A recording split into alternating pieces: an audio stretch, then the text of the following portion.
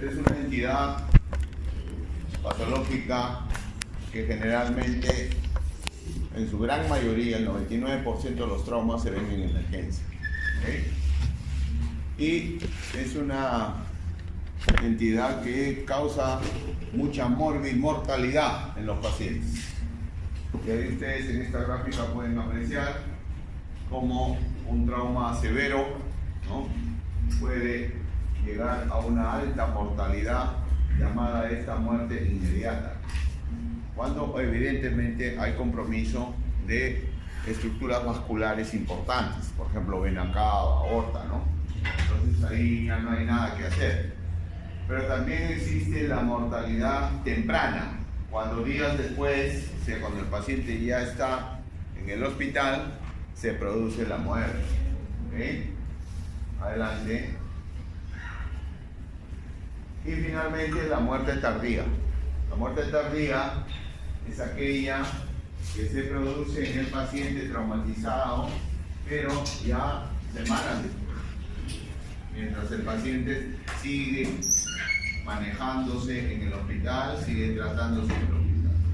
Normalmente las muertes tempranas obedecen a cuadros infecciosos y las muertes tardías también, pero cuadros infecciosos diferentes.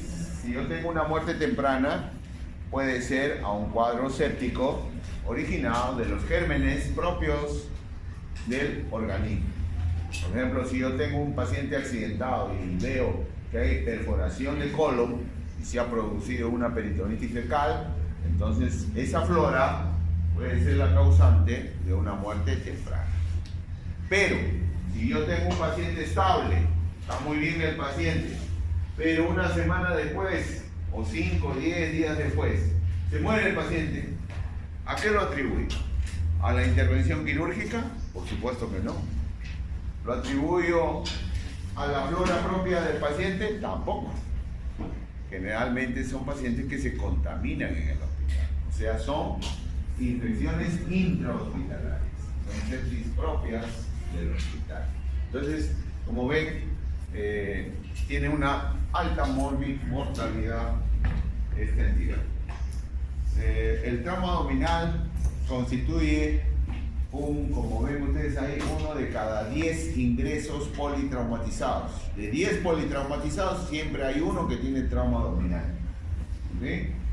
Y acá está el texto de lo que acabo de mencionar. Hay muerte inmediata, cuando hay compromiso de grandes vasos. Hay muerte temprana o tardía, cuando es producida por una infección que, dependiendo del origen, puede acabar con el paciente. ¿Okay? En la actualidad, ustedes saben perfectamente que vivimos un mundo sumamente violento, ¿no? Hay mucho accidente de tránsito, hay mucha agresión, no solamente por arma de fuego, también por arma blanca, ¿no? Y bueno, se viven pues momentos difíciles en nuestra Lima, ¿no? En la actualidad se ven inclusive muertes, ¿no?, producidas por delincuentes, ¿no?, o también muertes en masa. Es el caso, por ejemplo, de las barras bravas, ¿no?, que pueden ser causa finalmente de traumatismos abdominales.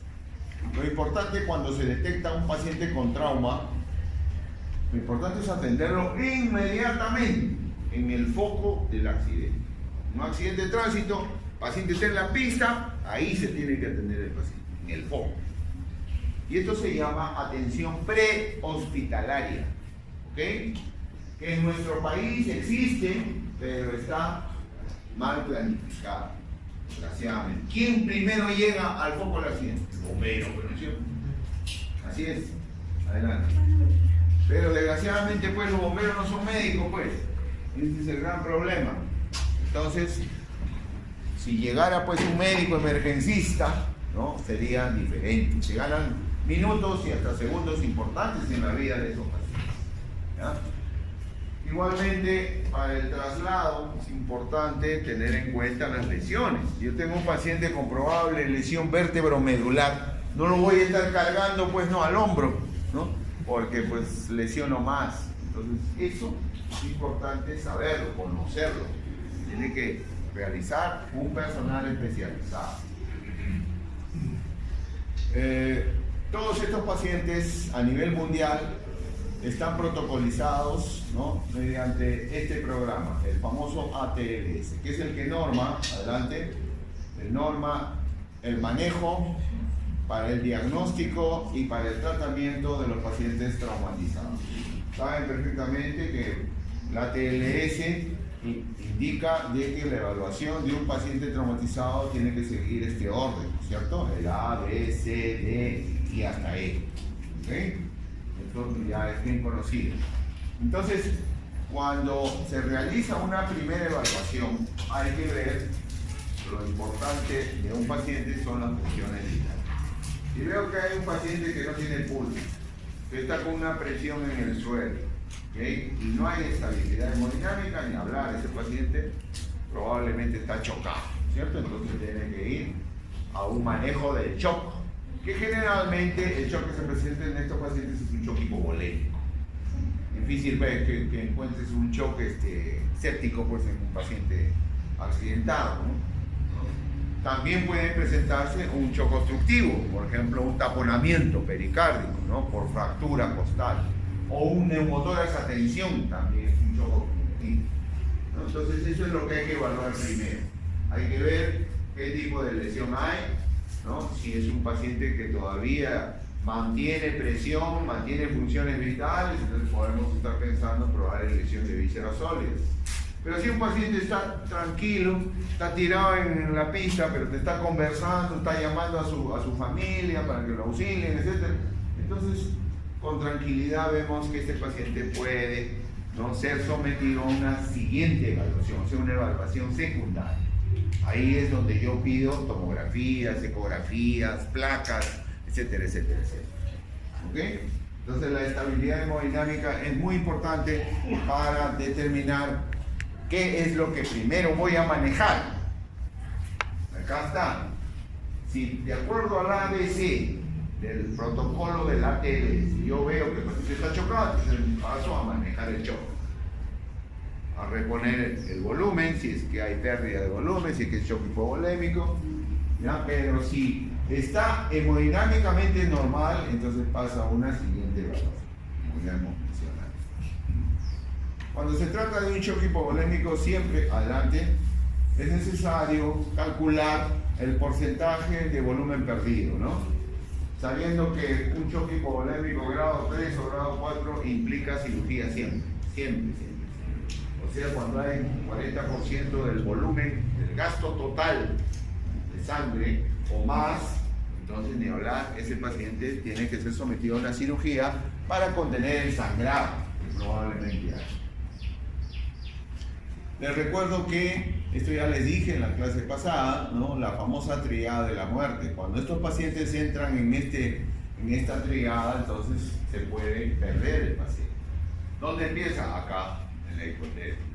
Pérdida de sangre implica baja de la temperatura. Esto estimula la cascada de la coagulación y comenzamos a tener coagulopatías, el famoso CID, coagulación intravascular diseminada.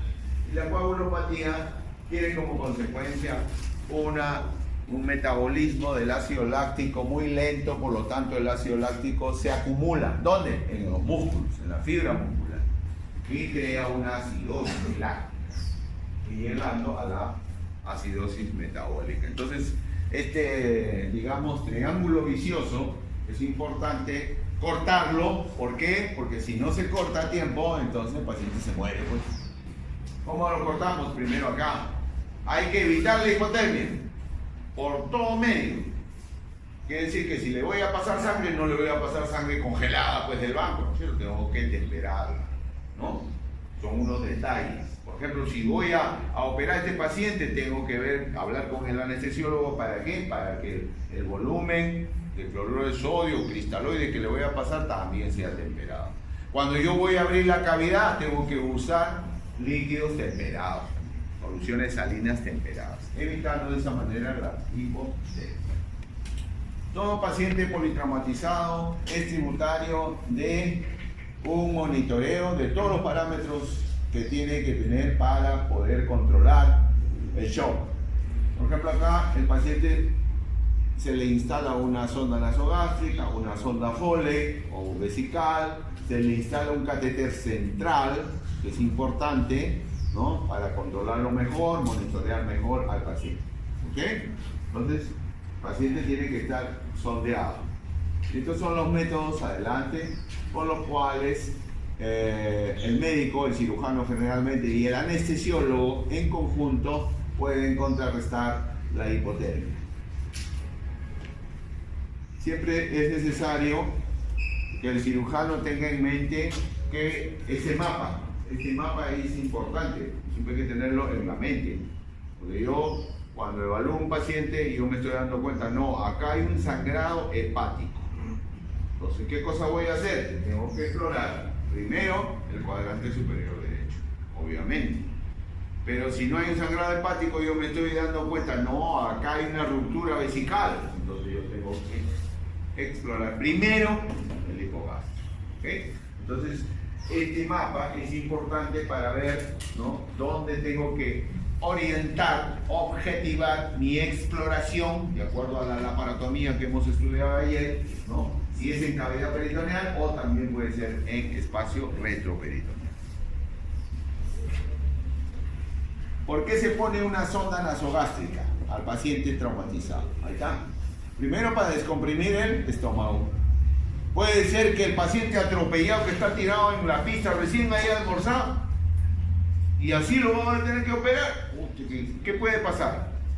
Se aspira, ¿no es cierto? Empieza a vomitar y esa secreción gástrica se pasa al tracto respiratorio y se complica todo. Entonces, lo importante es descomprimir la cámara gástrica, aspirar, ¿no es cierto? Evitar la aspiración. Y finalmente, puede ser que se pueda uno dar cuenta de que hay lesión también de estómago cuando hay sangrado, ¿no? Esos son los objetivos. Contraindicaciones casi ninguna. Bueno, la bibliografía refiere de que en un paciente con fractura de base de cráneo no se debe usar la sonda nasogástrica. Bueno, ¿por qué? Porque cuando uno pasa la sonda por acá, le sale la fosa nasal, ¿no? Y si hay fractura, está abierto o separado el hueso, puede después la sonda terminar en la cavidad endocraneal. Entonces, hay que evitar ese tipo de alteraciones. ¿Okay? Sería la única contraindicación. Igualmente, la sonda vesical o sonda Foley que usamos también se utiliza para descomprimir la vejiga. Muchas veces la vejiga está llena y no permite ver bien los genitales internos. Si se trata de una dama, tenemos que ver cómo está el útero, cómo están las trompas, cómo está el ovario, etc. en la exploración. Entonces, para eso mejor le pongo su sondita y evacúo la vejiga de tal manera que me permite a mí una buena exploración. ¿Okay? Evaluar también las características de cómo está la orina. Puede ser hematúrica y ya me estoy dando cuenta de que hay una lesión a nivel del tracto urinario. O de lo contrario, le pongo la sonda ¿para qué? Para controlar la diuresis. Y este es un parámetro importante a manejar y a monitorear en este tipo de pacientes. ¿Okay? La diuresis es importante controlarla, sobre todo la diuresis por minuto, ¿ya? Para ver cómo está el volumen. Contraindicaciones, también hay pocas, salvo que habría alguna lesión o se sospecha de alguna lesión a nivel uretral, ¿cierto? En estos casos generalmente son pacientes que sufren caídas de altura, paciente que se cae del segundo piso y cae a horcajada, se llama de la caída, cae sobre un objeto contundente, de tal manera que puede haber lesión de uretra posterior. Entonces, en esos casos, ¿cuál es el signo? Que me evita que ponga sonda Foley. El sangrado por el meato urinario. Yo veo que hay sangrado en el meato, no, aguántate, compadre, ahí nada, no, ni ponga sonda. ¿Ok? ¿Y por qué hay sangrado? Porque generalmente la uretra se fractura cuando impacta con un objeto contundente, que puede ser cualquier objeto, un muro, un ladrillo, etcétera, pero también pueden ser los huesos pélvicos del paciente. Se fractura la pelvis y la sínfisis del pubis, la rama isquiopúbica sobre todo, se puede lesionar a nivel uretral. Entonces, por ese motivo no se colocaría la sonda Foley. Ahí ven ustedes cuando sale así la orina, ya pues ni hablar, ¿no? hematuria franca. ¿Qué exámenes tengo que pedir a un paciente traumatizado? Ahí está, esto es lo básico. Hemoglobina, hematocrito para ver cómo estamos, la anemia aguda, ¿no? Si necesita transfusión o no, y qué tipo de sangre, ¿no es cierto? Para el grupo IRH es importante. También es importante pedirle un AGA, unos gases arteriales, porque como hemos visto, el paciente ya puede estar en acidosis metabólica. ¿Okay? Dosaje de amilasas, cuando uno sospecha de lesión en retroperitoneo, páncreas. Y esto también es de singular importancia solicitarlo, sobre todo para no tener sorpresas, porque muchas veces, hace poco, en el hospital, el cirujano operó una paciente no traumatizada, no por otro motivo, una vesícula con cálculos, y no se dio cuenta de que la paciente estaba gestante. Ni ella lo sabía, ni la misma paciente lo sabía. En el momento en que le piden el prequirúrgico, ahí recién se entera, estaba gestante, pero ya había sido operado. Entonces, claro, la familia con toda razón, ¿no? Se va contra el cirujano. Ha operado a una paciente gestante y ni cuenta se ha dado. ¿Cómo que es esto, no? Porque puede lesionar al feto el anestésico y todos los medicamentos que le han pasado, ¿no? Entonces, eso es importante. Entonces, siempre cuando se trata de mujeres, de damas, sexo femenino, solicitar un test del embarazo, ¿ya? El examen de orina y el tiempo de coagulación y sangría para evitar coagulopatías.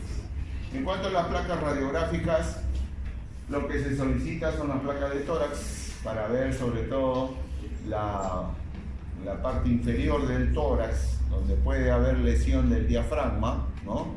Lo que conllevaría a una hernia diafragmática de tipo traumático. Igual la placa de pelvis también, como ya he mencionado, puede originar lesiones a nivel uretral o de lo contrario hematomas en el retroperitoneal. La simple de abdomen, sobre todo de pie, es importante para ver ruptura de víscera hueca, neumoperitoneal. ¿Okay? Y las placas contrastadas sobre todo se utilizan para ver cómo está el sistema urinario o pielocalcial. ¿Okay? Muy bien, ahí tienen imágenes de neumoperitoneo. Miren acá, este es el neumoperitoneo. ¿Ven? Hay aire, acá también hay aire. ¿Okay? Y esta es una imagen de ruptura diafragmática. Fíjense cómo el colon se está metiendo al tórax. Una hernia diafragmática de tipo traumático. Más imágenes, igual de lesiones diafragmáticas. Entonces los traumatismos abdominales los vamos a clasificar en dos: traumatismo abierto y traumatismo cerrado. Traumatismo abierto que puede ser originado por un proyectil de arma de fuego, o traumatismo abierto que puede ser originado por un arma blanca. ¿Okay? Lo importante en los traumatismos abiertos es saber que el proyectil o cuerpo extraño haya perforado o penetrado a la cavidad peritoneal. Porque muchos proyectiles no perforan la cavidad peritoneal. Sobre todo hay gente pues muy avesada, hay delincuentes, ¿no? Que, como ustedes escuchan, se baten a tiros con la policía, y muchas veces esos proyectiles parece que hubieran entrado, tienen orificio de entrada y tienen orificio de salida también. Y dije que ya parece este paciente está lesionado, está sangrando adentro, pero cuando uno abre no hay nada. ¿Qué pasó? El proyectil tiene una trayectoria tangencial, ya se va solamente por la pared y sale por atrás. ¿De acuerdo? Entonces, lo importante es saber si penetra o no en la cavidad peritoneal. ¿Okay? Y los traumatismos cerrados, que son los más frecuentes, que son producidos por los accidentes de tránsito. Ven ustedes ahí los órganos afectados en ambos tipos de trauma, tanto abierto como cerrado. Siempre el vaso es el más afectado, el hígado le sigue, y después los otros vísceras intraabdominales, intraperitoneales en ese orden. Los más frecuentes son los cerrados, por si acaso, ¿no? Y la causa de un traumatismo abdominal cerrado con mayor frecuencia siempre es el accidente de tránsito. En cambio, la agresión es la responsable de traumatismos abiertos. Vamos a ver primero los traumas abdominales abiertos. ¿Sí? Estos tramos abdominales abiertos están en relación, como dice ahí, directamente proporcional a la superficie que ocupa el órgano. ¿Cuál es el órgano que más superficie ocupa dentro de la cavidad? El yeyuno ilio, que es el intestino delgado. 7 metros de intestino delgado y 1,5 metros de colon, ni hablar, tiene que ocupar un gran espacio dentro de la cavidad, ¿no? Entonces, vuelvo a repetir, estos traumatismos abiertos pueden ser, como ven ustedes acá, por arma de fuego o por arma de agua. Cuando es por arma de fuego, es importante considerar que el proyectil haya penetrado, como ya mencioné, y sobre todo esto, la fragmentación. Cuando el proyectil ingresa al organismo, tiene una trayectoria hasta que sale, ¿no es cierto? O hasta que se anida. Muchas veces no salen las balas, pero en ese trayecto se va desintegrando, se va fragmentando. Y uno encuentra al abrir la cavidad pequeños espículas de metal, lo que le llaman las esquirlas de bala. Son las esquirlas. Eso se llama fragmentación. El proyectil, cuando tiene la trayectoria dentro del organismo, origina un camino que se llama cavitación permanente, que es la trayectoria por donde ha pasado el proyectil. Pero a la vez que está pasando el proyectil, también va quemando estructuras adyacentes. Y eso se llama cavitación temporal. Entonces la cavitación temporal, ¿no?, es la quemadura del proyectil en órganos vecinos. Entonces ahí tienen qué factores determinan las lesiones por proyectil de arma de fuego. El primero es la fragmentación. No es lo mismo que te disparen con una balita de calibre 22 con esos balones de FAL. ¿Han visto esas balas de FAL? Grandazas así. Eso es diferente. Entonces por eso se fragmenta mucho más la bala de escopeta, ¿no? El proyectil de escopeta o de FAL, ¿no? La distancia. No es lo mismo que te disparen así a quemarropa de frente que hayas recibido una bala perdida que la dispararon acá en la avenida, ¿no es cierto? Entonces es diferente. Entonces todos esos factores determinan la lesión y finalmente la densidad del tejido. Como ya les mencioné, muchos proyectiles no lesionan, parece que lesionaran, pero no lesionan. ¿Por qué? Porque chocan con el tejido óseo, por ejemplo, chocan con los arcos costales, con la cresta ilíaca y se desvían. Entonces, la densidad ósea es la que permite, ¿no?, hacer una trayectoria diferente de los proyectiles por arma de fuego. Todos estos factores, entonces, hay que tomarlos en cuenta. Y acá está, miren, la cavitación temporal. Y esta es la temporal, la que tiene punteado, y la cavitación permanente. ¿Ok? ¿Qué es diferente, pues, de este tipo de proyectil, ¿no? Un proyectil mucho más grande, ¿no? La lesión es mayor. La lesión es mayor. Cuando se habla de heridas por arma de fuego, es importante reconocer el orificio de entrada y el orificio de salida. Normalmente el orificio de entrada tiene esas características que ven en pantalla. ¿Cuáles son? Es un orificio de bordes regulares, ¿ok? Es un orificio que alrededor tiene un halo que se llama tatuaje. Ese es un orificio de entrada, ¿ya? En cambio, un orificio de salida tiene bordes irregulares, anfractuosos, ¿ya? Tal vez dentados, puede ser, ¿ya? Y no hay tatuaje, generalmente no tienen tatuaje. Entonces ya ustedes reconocen ambos orificios.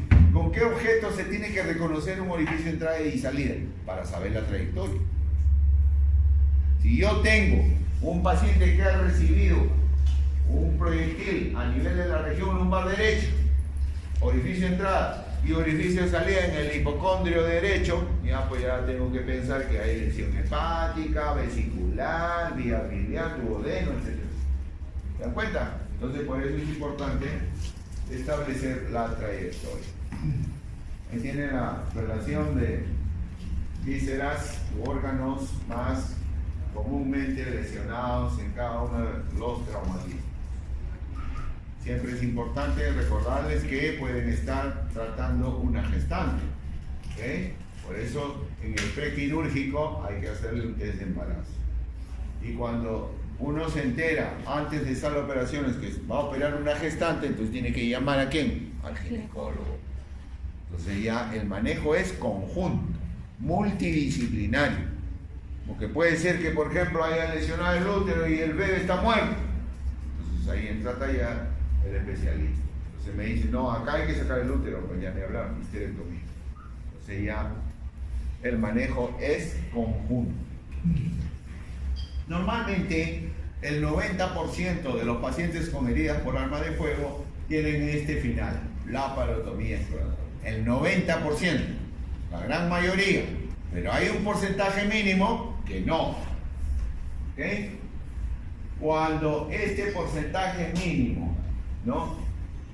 Que tiene lesiones por proyectil, tiene una estabilidad hemodinámica, ya tiene su bala, pero el paciente está conversando, pues.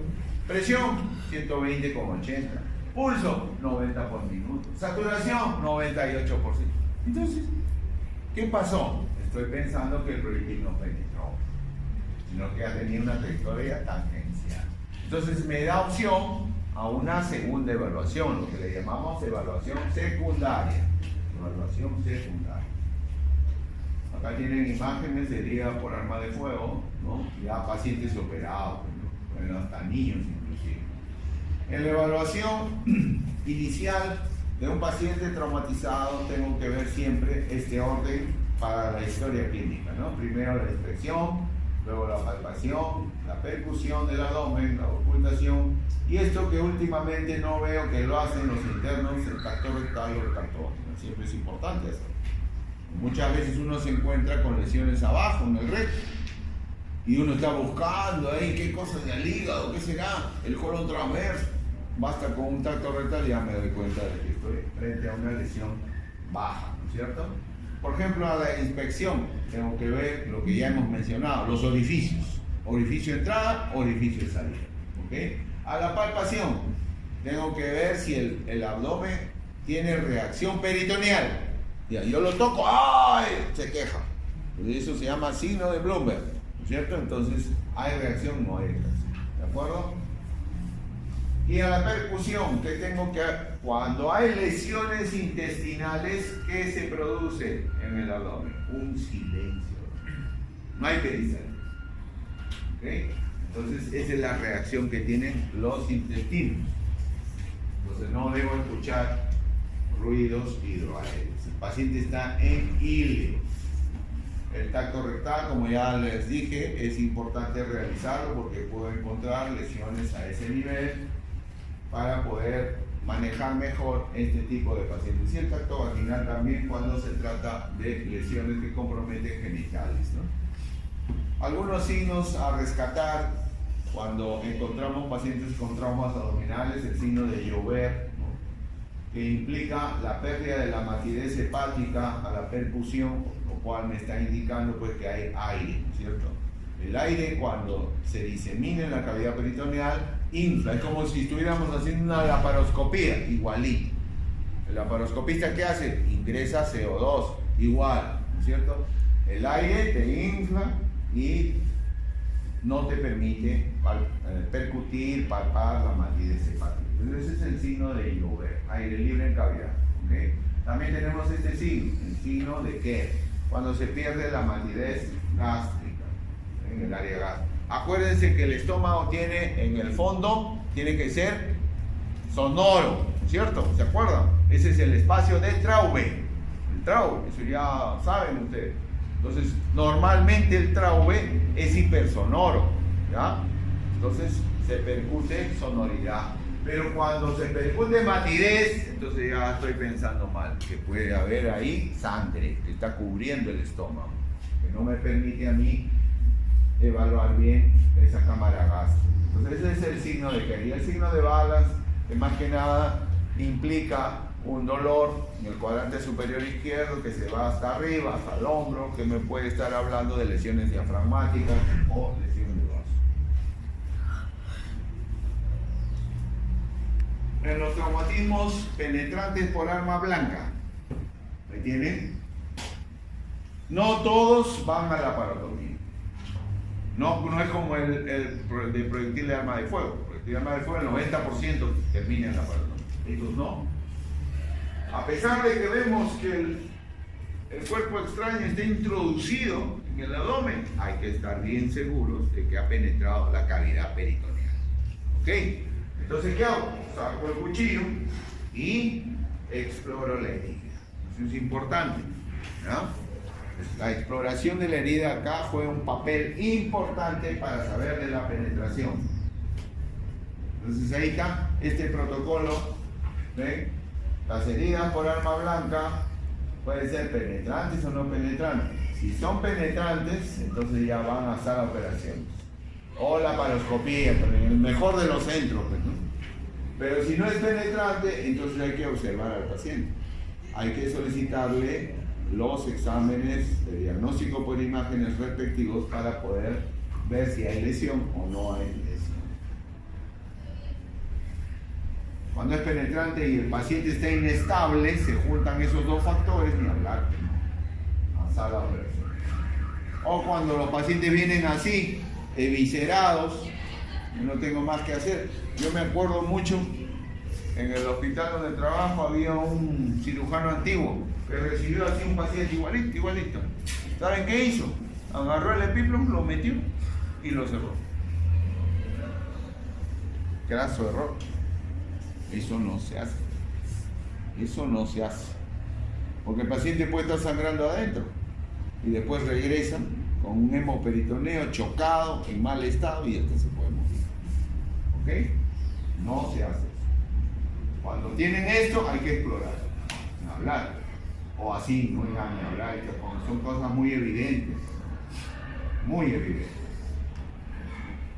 ¿Qué alternativas diagnósticas planteamos los cirujanos cuando se trata de traumas abdominales? La exploración física es fundamental. ¿Y a qué me refiero con exploración física? Hacer una buena historia clínica. ¿Okay? ¿En qué circunstancias se ha producido estas lesiones? Si te dice, doctor, el agresor, el delincuente venía con un cuchillo y me lo clavó de frente, ya ahí estamos viendo que es probable que haya penetrado con la fuerza, ¿cierto? O si dicen, no, doctor, me caí y en el suelo había vidrio y se me metió, ya, eso es otra cosa, diferente. Entonces las circunstancias son importantes a investigar. Por eso una buena historia clínica tiene que ser exhaustiva. La exploración de la herida, como ya le dije, ¿no? Cuando se trata sobre todo de heridas por arma blanca, pues juegan un papel muy importante. Y acá tenemos los procedimientos a seguir. Este procedimiento de lavado peritoneal diagnóstico lo realizamos los cirujanos cuando tenemos duda, cuando hay duda de que puede haber lesión dentro de la cavidad peritoneal. Parece, pero no parece también, ¿no? Ecografía, normal. Pero el paciente sí hipotenso, qué raro. Entonces, bueno, entonces se hace una mini lap, o sea, encima del ombligo se hace un pequeño cortecito de 3 centímetros y se llega hasta la cavidad peritoneal. Luego se pasa una sonda y por la sonda se instila solución salina adentro de la cavidad y luego se aspira. Si la secreción que aspiran sale francamente sanguínea o hemática, ya pues ni hablar, hay un sangrado. ¿Okay? Entonces se llama hemoperitoneo. Hay que entrar a sala de operación. Luego tenemos el FAS, que es un procedimiento ecográfico que lo tiene que hacer el cirujano y que consiste en la evaluación de todos los espacios declives de la cavidad peritoneal. Ya saben cuáles son los espacios declives: el Douglas, los parietocólicos, derecho, izquierdo, el Morrison, el sufrénico, todo eso se evalúa con la ecofaz. Y si aún así hay duda todavía, ya recurrimos a la tomografía o a la laparoscopia. ¿Me entienden? Esta es la forma como se explora la herida. ¿Ven? Primero bloqueamos la zona y luego abrimos. O en última instancia, si ustedes están haciendo el serum, el dedo es el que salva. Agarran su guante, se ponen los guantes y meten el dedo. No hay otra cosa, ¿no? Si ven que el dedo se mete, pues todo el dedo, ya pues, ni hablar, ¿no? Entonces ese paciente tiene que ser operado. Último recurso. Imágenes de pacientes que han sido sometidos a traumas abdominales por arma de fuego y por arma blanca. Este cuadrito para mostrarles la sensibilidad y la especificidad de quién, de los diferentes procedimientos que acabamos de mencionar. ¿Ya? ¿Qué cosa es sensibilidad? Sensibilidad es que el procedimiento que lo tenemos acá, estos son los procedimientos, tiene la capacidad de decirme, sí, hay sangre o hay líquido libre en la cavidad, pero yo no te puedo decir de dónde. Si es del hígado, si es del vaso, si es del riñón, si es del intestino, no sé, pero hay sangre libre. Eso se llama sensibilidad. Especificidad es la capacidad del procedimiento para decirte, sí, hay una lesión ubicada en el segmento 4 del hígado que está sangrando. Eso es específico. Entonces miren, tomando en cuenta estos parámetros, fíjense, casi 100% la exploración, ¿ven? El examen. Por eso la historia clínica tiene que ser exhaustiva, mandatoria. Si ustedes no hacen una buena historia clínica, el cirujano va a estar perdido. ¿Será? No será. ¿Okay? La exploración de la herida, más o menos igual, de sensibilidad y especificidad. Miren el lavado peritoneal, llega al 100% en sensibilidad. O sea, sí me puede decir que hay sangre libre en cavidad, pero no me dice de dónde. Especificidad. Sensibilidad, especificidad 52 a 89%. La ECOFAS casi igual en ambos, pero miren la tomografía, alta sensibilidad, alta especificidad. Por eso es que se prefiere siempre con pacientes estables solicitar este tipo de procedimiento. Y la laparoscopía, indudablemente, pues, si yo meto mi trócar y veo sangre, ya sé qué cosa voy a pensar, ¿no? Pero desgraciadamente, pues, laparoscopio no hay en todos los hospitales, sobre todo en las regiones, no hay, ¿ok? Entonces van a tener que utilizar su cerebro, ¿no? Y estos procedimientos si es que hay, ¿de acuerdo? Entonces es importante que lo sepan. Y acá están los algoritmos de ambos tipos de trauma, tanto para el trauma por arma blanca como el trauma por arma de fuego, ¿no? Generalmente estos van a la parotomía, como ven. En cambio, en el arma blanca hay que ver la estabilidad hemodinámica del paciente y la penetración. Muchas veces el paciente está estable, ¿no? Sin ningún tipo de lesión, con una tomografía dudosa, etcétera, y con la imposibilidad de determinar si hay perforación o no del peritoneo. O sea, por más que hemos hecho una buena historia clínica y lavado peritoneal, todavía hay la duda. Entonces ahí hay la necesidad de establecer claramente un diagnóstico antes de entrar a sala de operación. ¿Ya? Entonces, muchas veces la tomografía ahora ya no se llama tomografía helicoidal, ahora es la tomografía multicorte, contrastada. Es un procedimiento mucho más avanzado que permite detectar lesiones mínimas, pequeñas. ¿Qué te va a evitar una laparotomía? Porque si tú estás en duda y ante la duda abres, por gusto, te tiraste a la piscina sin agua. Por eso hay que escudriñar antes de entrar a la sala con el paciente y estar seguro de las lesiones que hay. Los traumatismos cerrados, que son los más frecuentes y son producidos por los accidentes de tránsito, están supeditados a la aceleración y desaceleración que se puede producir en forma violenta en el vehículo. ¿Okay? En este caso, los elementos o los órganos que más sufren son las vísceras sólidas. ¿Okay? Generalmente este tipo de colisión es el que más lesiona, es la colisión frontal. ¿Okay? Por eso es que en la historia clínica hay que preguntarle. Si el paciente está inconsciente, ¿a quién le pregunta? Policía, pues, ¿no es cierto?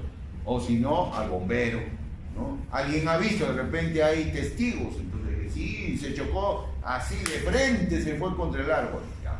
Colisión frontal, alta mortalidad, alta mortalidad. ¿Ven? Porque no solamente hay lesiones abdominales, sino también a nivel de cabeza, cuello, tórax, etc. y hasta pelvis. En cambio, este tipo de colisión colateral, cuando te chocan por el costado, no hay mucha mortalidad, ya que te protege la partida costal, el brazo, el miembro superior, etc. En este caso, cuando hay colisión posterior, quien más sufre es la columna cervical, lo famoso latigazo, ¿no es cierto?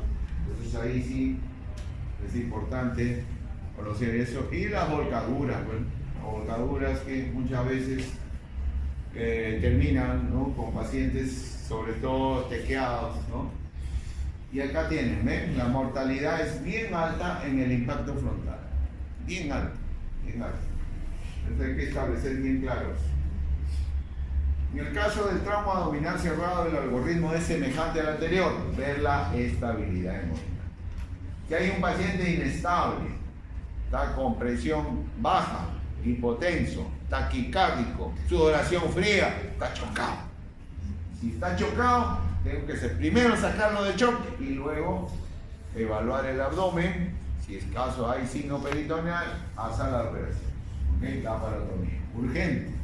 Pero si está estable hemodinámicamente, pasa, como ya les dije, a la evaluación secundaria, donde yo le puedo pedir ecografía, tomografía y monitorear sus funciones con tranquilidad.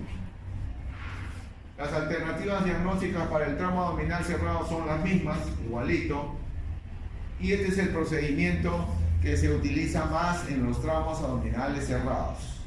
El lavado peritoneal diagnóstico. Ahí tienen ustedes, miren, el cirujano está señalando dónde va a ser la incisión, ¿no? Generalmente es infraumbilical, se hace una incisión, se llega hasta la cavidad peritoneal y se pasa este catéter, ¿no? Generalmente es un catéter rígido, no es flexible. ¿Y qué catéter rígido conocen? ¿La sonda Foley es rígida? No. ¿Qué sonda le pasa? ¿La sonda nasogástrica?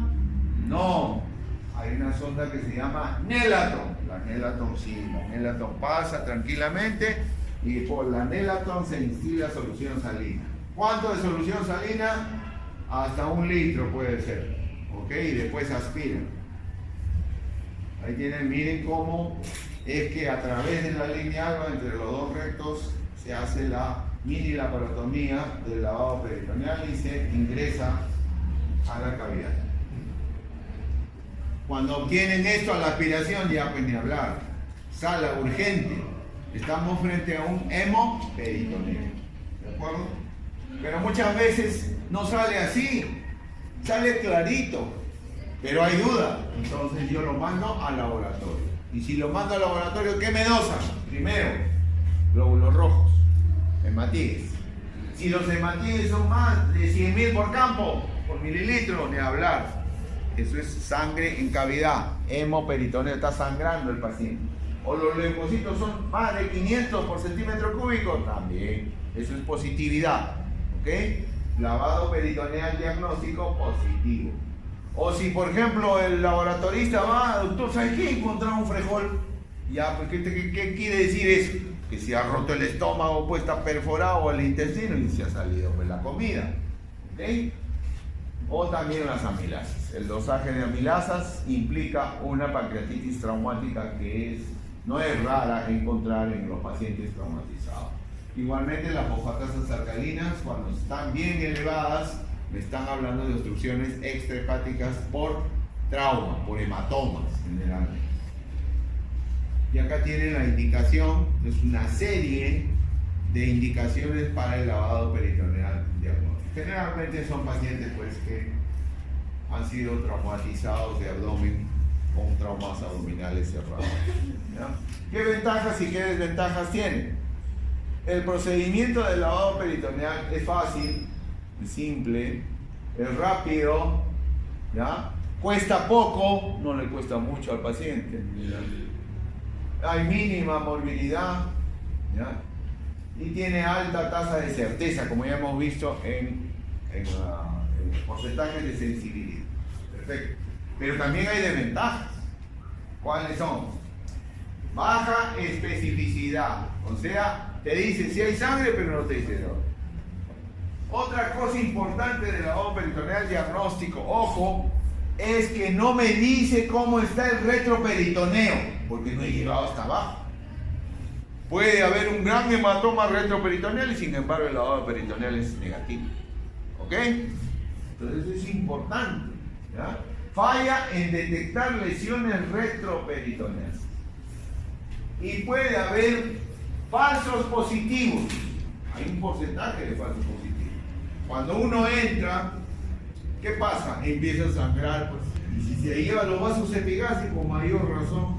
Y esa misma sangre es la que has aspirado. Por lo tanto, es un falso positivo. No hay lesión de víscera, pero es sangrado de pared. Entonces es un falso positivo. Esas desventajas tiene el lavado peritoneal. Contraindicaciones, la única absoluta es cuando el paciente ya tiene indicación de sala de operaciones. ¿Ok? Si el cirujano determina, no, tiene que ir a sala de operaciones ahorita, el residente te dice, Dorian Pérez, un lavado peritoneal, quiero aprender. ¿Y qué le van a decir que sí? He visto casos serios, a Dios gracias en el hospital, ¿no? Pero que el cirujano le ha dado al residente que haga su lavado peritoneal, el paciente ha hecho paro. ¿Cómo van a perder minutos importantes en la vida de ese paciente cuando ha podido subir de frente al salón? ¿Se dan cuenta? Hay que evitar esas cosas. Este es el procedimiento de ECOFAS que ayuda bastante en cirugía. Es un procedimiento de elección para la detección del líquido libre en cavidad. Pero tiene sus desventajas. ¿Cuál? La ecografía no te ve retroperitoneo. No te detecta retroperitoneo. Nada. ¿Okay? Pero sí te evalúa todos los espacios de clive. Bueno, como vemos ahí. Ahí tienen, miren, como el transductor está evaluando el Douglas, los parietocólicos, está evaluando el Morrison, el sufrénico, etc. ¿Por qué? Porque son los espacios donde se acumula la sangre. Acumula la sangre. ¿Ya? Entonces la ecografía sirve bastante, ¿ya? Para el cirujano. Muy importante porque es un procedimiento poco costoso, no es caro. Una ecografía en mi hospital abdominal está costando 25 o 30 soles, más no. ¿Ya? Y es rápida, inmediato, se ve al toque. En cambio, ahí ven, esas son imágenes tomográficas de hemoperitoneo, hay un vaso roto ahí, ¿ven? Toda la línea roja está indicando sangre alrededor del vaso. Hasta también nos puede detectar lesiones a nivel torácico, ¿ven? Por lo tanto podemos tener hemotórax. Con la ecografía se puede ver, ¿ok? Pero también, si con la ecografía no tengo luces para el diagnóstico de este paciente, puedo recurrir a este procedimiento, que es más específico. Este sí me dice dónde está ubicada la lesión, cuánto mide, ¿ok? Y además de eso, tiene muchas ventajas porque ve el retroperitoneo. La tomografía sí tiene ojos en el retroperitoneo, ¿ya? Es más completa, pero también tiene sus desventajas, pues. Un paciente de MINSA no se puede pagar pues una tomografía abdominal contrastada, sobre todo que está en el hospital, cuesta 300 soles, más caro. Segunda desventaja, demora al menos media hora, 45 minutos, porque se hace con contraste generalmente, siempre con contraste, ¿ok? Y finalmente, las placas no implican la necesidad de la interpretación de un radiólogo. Yo puedo ver una placa de tomografía y digo, acá hay hemoperitoneo, acá está sangrando el hígado, el riñón, etc. No necesito radiólogo que me diga eso, ¿ok? Eso es algo importante en la tomografía. Entonces ahí tienen imágenes tomográficas, miren acá, en un corte transversal de tomografía, este es el vaso, alrededor hay sangre, ¿ven? Ven la densidad diferente del vaso roto de la sangre. Y acá está. Después en el acto quirúrgico se saca el vaso y ahí tienen el vaso fracturado.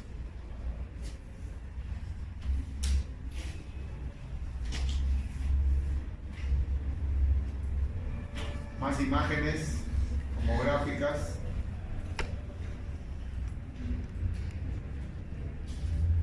De lesiones abdominales. Ok, este es un paralelo entre los tres procedimientos utilizados: el lavado peritoneal, la ecofase y la tomografía.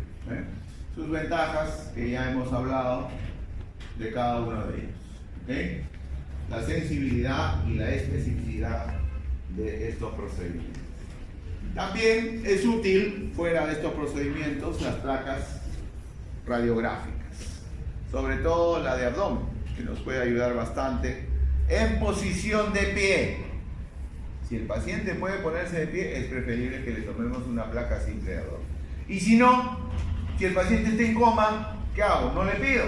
No, también se pide. Decúbito dorsal tangencial, para ver si hay neumoperitoneo en la parte superior del abdomen, ¿no? La parte superficial, mejor dicho, del abdomen. Entonces sí se puede pedir una incidencia tangencial. Generalmente en estas placas se pueden ver imágenes radiopacas cuando hay líquido libre en cavidad, o de lo contrario neumoperitoneo. Ahí tienen. También cuando se quiere ver neumoperitoneo en el hemiabdomen superior, se pide placa de tórax para poder apreciar esto, ¿no? Los meniscos neumáticos del neumoperitoneo. Ese es el signo de Joubert, ¿se acuerdan, no? Acabamos de mencionar. Joubert. Cuando se sospecha lesiones del retroperitoneo de la vía urinaria, se solicitan las placas llamadas las hielografías contrastadas o urografía contrastada, para ver y detectar lesiones severas de riñón, uréteres y vías urinarias. ¿Me entienden? Las imágenes. Generalmente estas placas sí necesitan un contraste de bario, ¿no? Igual que la tomografía. Antiguamente se hacía esto, ya no se hace. La paracentesis, punción abdominal, pero es una maniobra ciega. Ya no se hace, por si acaso. ¿Por qué? Porque puede perforar intestino. ¿Cierto? Se metía un trocar de esos 18 y se aspiraba, ¿no? En los 4 cuadrantes, inferiores y superiores. La punción o paracentesis. Acá está la arteriografía, también se hace poco, salvo sospecha de lesión de grande vaso. ¿Okay? La arteriografía es un procedimiento cruento, ¿no? Que implica también el uso de sustancia de contraste. En el mejor de los casos, si ustedes están trabajando en un hospital grande, pueden recurrir al endoscopista cuando sospechan lesiones de víscera hueca, alta, esófago, estómago, duodeno. Ahí se hace la endoscopía. O también endoscopía baja, cuando hay sospecha de lesión de colon sigmoides o recto. Y finalmente la laparoscopía, en el mejor de los casos. Ahí tienen.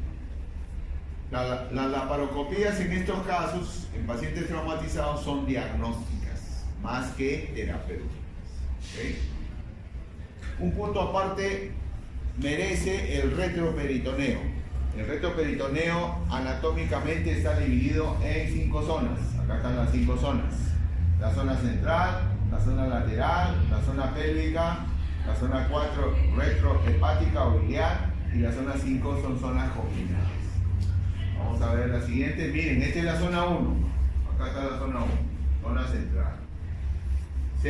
Se recomienda que cuando detectan una lesión en zona 1, acá, la exploración es inminente. O sea, hay que entrar a sala de operación.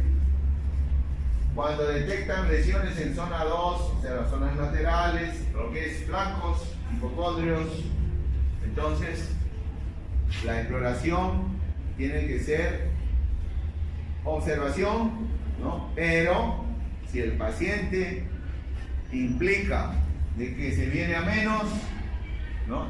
Durante las horas el paciente se descompensa, entonces hay que entrar a explorar.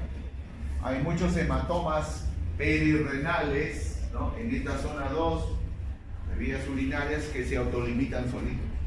Pero hay otros hematomas que son grandes, que avanzan, se extienden hasta la pelvis, entonces ahí sí, ni hablar, tienen que entrar a corregir el sangrado. Cuando encontramos hematomas en zona 3, en pelvis, no entrar, no tocar. ¿Por qué? Porque generalmente estos hematomas, estos sangrados obedecen a fracturas pélvicas. Entonces, ¿quién entra acá? El traumatólogo. Estabiliza la pelvis y se autolimita el sangrado. ¿Ok? Zona 3. Zona 4, que es retroiliar, detrás del hígado. Ahí sí es conveniente explorar porque puede haber lesión de vaso grande. Por ejemplo, ¿qué elemento vascular constituye el pedículo hepático? La vena porta, pues ustedes saben. Si hay lesión de vena porta, tienen que entrar a rafiar la vena. O también la arteria hepática. Entonces esta zona es importante explorar. Y zona 5 combinadas, ¿no? Entonces el hematoma retroperitoneal obedece a dos factores importantes: la ubicación, la zona donde está ubicado, y el tipo de trauma al que ha venido el paciente. Acá está todo lo que les acabo de mencionar, zona 1 hasta zona 5. ¿Ve? Por ejemplo acá, esta es zona 3, fractura pélvica. ¿Ve? Entonces acá lo único que hay que hacer es estabilizar esa pelvis, y lo hace el traumatólogo. Hematomas retroperitoneales grandes. Y es importante saber esta clasificación. La clasificación de His es una clasificación que gradúa el grado de hipotensión. A mayor hipotensión, mayor lesión. Si el paciente viene con una presión de 9,6 y una hora después está en 4,0, ya puede hablar. Entonces estamos frente a una hipotensión sostenida, grado 4, grado 5. Entonces, eso implica sí, de hablar. ¿Ok? Entonces, esta clasificación se está usando últimamente bastante en relación al factor de la presión arterial. Estas son las indicaciones de la laparotomía. Todos los pacientes que tienen que ser sometidos a este procedimiento. Cuando el cirujano ingresa a sala y abre la cavidad, ¿cuáles son sus prioridades? Primero, cohibir el sangrado, frenar el sangrado. Segundo, cohibir la contaminación. Tercero, sacar el tejido desvitalizado. Cuarto, reparar el tejido dañado. Quinto, reparar las lesiones retroperitoneales si es que hay. Y finalmente, evitar el síndrome compartamental. Lo que les dije en la clase pasada, ¿no? Cuando un paciente tiene múltiples lesiones, hacer lo mínimo, o sea, control de daño, ¿okay? Para evitar el síndrome compartamental. Estas son clasificaciones de las lesiones viscerales. En el caso del hígado, miren, hay hasta 6 grados. El grado 6 es la abulsión, o sea, el estallamiento hepático, el más grave. Igual en el caso de los vasos, del vaso, en el caso del riñón. Y esto quiero detenerme un ratito acá. ¿Por qué? Porque la lesión del páncreas y del duodeno son lesiones muy peligrosas. Muy peligrosas. ¿Ya? Tanto que pueden pasar desapercibidas. Si yo no pienso que puede haber una lesión pancreática o una lesión duodenal, lo dejo. Y el paciente después está grave con una sepsis. ¿Ok? Entonces, estas lesiones hay que explorarlas. ¿Y cómo exploro lesión de duodeno? Ya ustedes saben, maniobra de Kocher. Así es, hay que hacer maniobra de Kocher. Lo importante, en el acto quirúrgico, alta mortalidad. Son lesiones muy peligrosas. ¿Okay? Puede haber retroneuroperitoneo, o sea, aire en el retroperitoneo, cuando hay lesión de páncreas, sobre todo. Son lesiones olvidadas. Hay que tener mucho cuidado, mucho cuidado. Ahora, las lesiones de duodeno, muchas veces cuando son por arma de fuego, pueden estar simplemente quemadas. La pared muchas veces se quema del duodeno. Y cuando uno encuentra eso, hay que sacarlo, hay que hacer resección. ¿Por qué? Porque si dejas esa quemadura, después se abre. En 24 horas es un hueco en el duodeno. Se ha quemado el tejido, por lo tanto, es importante hacer la reparación. Y una vez. Acá están las lesiones nuevamente asociadas a lesiones duodenales. Siempre que hay una lesión del duodeno hay que revisar el hígado a la cabeza, hay que revisar el páncreas, el intestino delgado y uno en el colon, en ese orden. Estas son las lesiones pancreáticas, clasificación de lesiones pancreáticas. Ahí está lo que ya les he mencionado, la cógea, maniobra de cógea, muy importante. O en todo caso, si encontramos lesiones en retroperitoneo de grandes vasos, maniobra de Cattell. Y esto es lo que ya les he mencionado en la clase pasada, el control de daño, ¿cierto? Control de daño salva vidas. ¿Comienza dónde? En el quirófano. Ahí comienza. Se hace lo mínimo y el paciente pasa a UCI. En UCI, ¿qué hace el uciólogo? Lo estabiliza. Y lo prepara para la siguiente intervención quirúrgica. Si yo he hecho packing, acá, control de la hemorragia, acá le saco el packing. Si yo he hecho acá colostomía de Wangenstein, acá le hago la resección. ¿Ok? Pero como paciente ya estabilizado. Eso se llama control de daño. Muy importante. Que tienen maniobras para controlar la hemorragia, ¿no? Ahí está el packing, del cual les hablo, ¿no? Son gasas grandes que se introducen entre el diafragma y el hígado, la cara superior del hígado. Ahí. Otra forma de hacer también control de sangrado hepático, miren, se pasa una sonda Foley a través del hígado, se infla el globo y se jala, se comprime. Otra manera, ¿no? Son maneras. O también cuando el sangrado es profuso, se hace la maniobra de Pringle. Esta maniobra implica clampaje del pedículo hepático. Ahí está, miren, ligadura temporal del pedículo hepático. Pero ¿cuánto tiempo lo van a mantener así? Nada más que 20 minutos. Después de los 20 minutos comienza la necrosis hepática y ahí sí se complica todo. Pero 20 minutos es suficiente, pues, para que tú puedas rafiar tu vida, hacer tu punto colchonero, lo que ya sabes. ¿Ok? Entonces, la maniobra de Pringle es un recurso importante. Ya heroicamente, ¿no? Heroicamente, no pasa el sangrado, se va a morir el paciente, ya agarro la arteria hepática y le meto un nudo, pues, ligadura de la arteria hepática. ¿Ok? Y esta es la forma como se hace la sutura del hígado, la hepatorrafia, ¿no? O también cuando se trata de utilizar el epiplom. El epiplom es una estructura muy importante cuando uno va a cohibir sangrado. Se puede pegar el epiplom al hígado y es una especie de cataplasma, ¿no? Que evita el sangrado. No solamente para el hígado, para el vaso también. ¿Okay? El vaso fracturado. Cuando generalmente el vaso tiene comprometido su pedículo, se hace la esplenectomía. La esplenectomía, la exéresis del vaso. Otro recurso importante para cohibir sangrado de vaso es el enmayamiento. Agarran una malla esas para hernia, lo envuelven, le hacen una jareta y lo ajustan. El enmayamiento del vaso es un recurso que se utiliza para cohibir sangrados esplénicos. O también el epiplom, como ven ahí, se nos pega mediante suturas.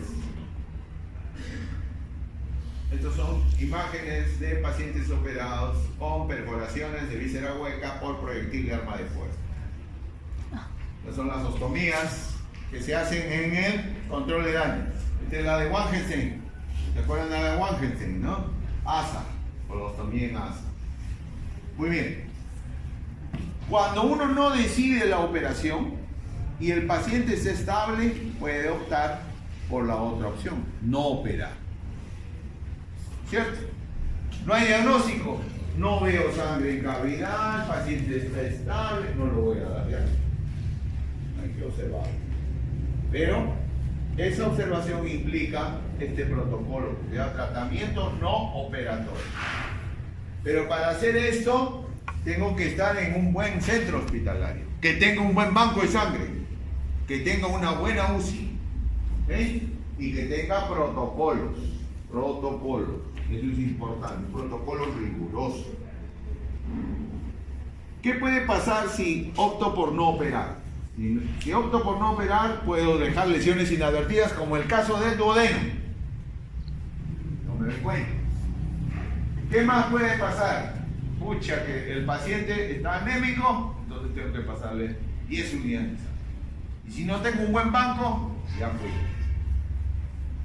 Aumenta la cantidad de bolsas de sangre gastadas en el paciente, obviamente para el hospital le cuesta caro. Y segundo, último, la reinserción, o sea que el paciente se reinserte a su vida normal, a su vida laboral, demora más tarde. Esas son las desventajas del tratamiento no operatorio. Pero también hay ventajas. Me ahorro la laparotomía, ¿no? Me ahorro una laparotomía. Disminuyo el tiempo de internamiento, también puede ser. El paciente, si está estable, se lo da de alta a los 2 días y se acabó. Disminuye el gasto operatorio. Para aplicar este procedimiento, vuelvo a repetir, tengo que tener condiciones del paciente. Primero, ¿qué condiciones del paciente? Que el paciente esté estable, sea un paciente joven, atlético, ¿ya? Bien comido. Condición del paciente. Condiciones del medio, vuelvo a repetir, tengo que estar en un buen centro hospitalario, si no, no me aviento. Y normas, o sea, protocolos, guías, importante para cumplir. Si no, no optar por este procedimiento. ¿Cuáles son las complicaciones que se presentan en este tipo de pacientes? La más frecuente es la sepsis a la cabeza, es la que lo mata al paciente al final. ¿Ya? La sepsis, vuelvo a repetir, se puede presentar en forma tardía o también en forma temprana. ¿Okay?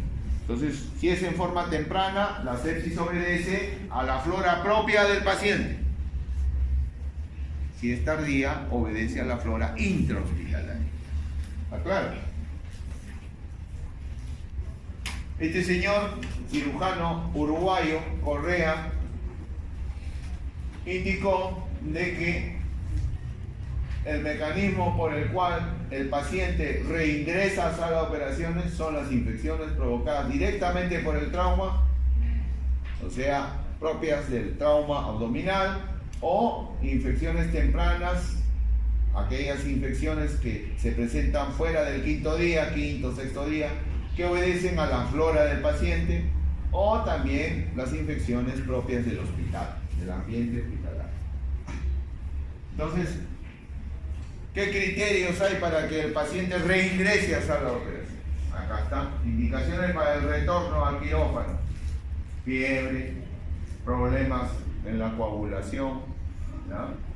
Problemas cardiovasculares, saturación de oxígeno baja, o desequilibrio hidroelectrolítico. Son indicativos de que el paciente vaya nuevamente a sala de operación. Esto es lo que hay que evitar: la hipertensión abdominal. Normalmente la presión es de 5 a 7, pero puede incrementarse. A la cabeza, la causa más importante de una hipertensión abdominal es el trauma. El trauma abdominal es la primera causa en estos pacientes, que terminan finalmente en UCI, así, con laparostomías, con su bolsa de Bogotá. Estos pacientes son tributarios de ser intervenidos varias veces, 2, 3, 4 veces, hasta que ya está limpia la cavidad, se cierra. Estas son las causas de hipertensión abdominal. Trauma, miren. Después también podemos tener pacientes con ascitis, ¿cierto? Con hepatopatías crónicas, cirróticos, pacientes sometidos a trasplante, pancreatitis necrohemorrágica, las más bravas, y otras causas adicionales. Entonces esta es la famosa bolsa, ¿no?, que se utiliza para la laparostomía. Se llama de Bogotá porque en realidad se originó en Colombia. Un cirujano colombiano se le ocurrió, pero ¿por qué no le ponemos, en vez de dejar las tripas al aire, le ponemos algo encima? Y agarró un plástico, lo esterilizó y lo cosió a la piel. Y quedó así, bolsa de Bogotá. ¿Se dan cuenta? Entonces, hasta la actualidad se usa. En todos los hospitales se usa. Muy bien, con esto hemos terminado. ¿Alguna pregunta?